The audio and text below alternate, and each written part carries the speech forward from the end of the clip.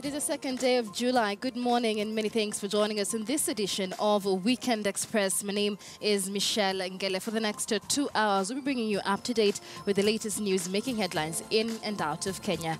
Our top story this morning, even as Kenya reels under the burden of the nurses' strike, Kenyans may be hit again on Monday when university staff, both teaching and non-teaching, threaten to begin their nationwide strike. The university staff have given the Ministry of Education a 48-hour ultimatum to honor a March 2017 collective bargaining agreement that should see the lecturers' basic pay go up by 17.5%.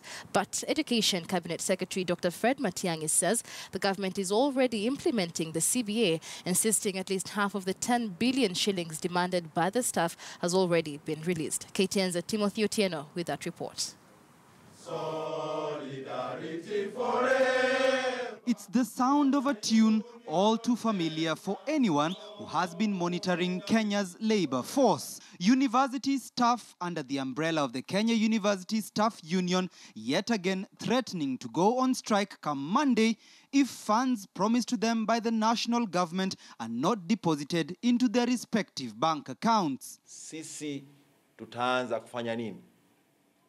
Kurindima ngoma yetu. Na tukianza kurindima ngoma tunaigonga kweli. Na tutairindima mpaka wakati watakapolipwa sisi pesa zetu. Na hatutabanduka. Tutaendelea kwenye ngoma hadi serikali ipeane fedha ambazo walituahidi. The Dons are accusing Education Cabinet Secretary Dr. Fred Matiang'i of backtracking on a collective bargaining agreement signed between ministry officials and the university lecturers in March this year that ended a 54-day industrial dispute.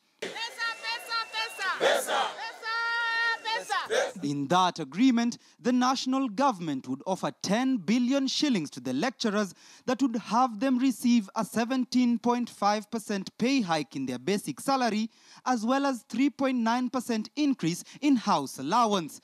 Funds that the Dons say have never been disbursed more than 3 months later. When we were told, suspend the strike, come on the table, and we went. 10 billion is here, negotiate, we went. Sign, we signed. We are going to pay you by 30th of June, latest 30th of June. We agreed. Now we are on 1st of July.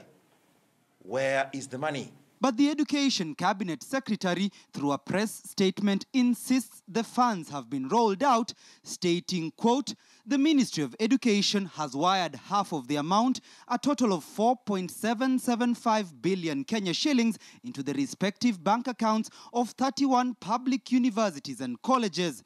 The rest of the amount would come from the 2017-2018 financial year.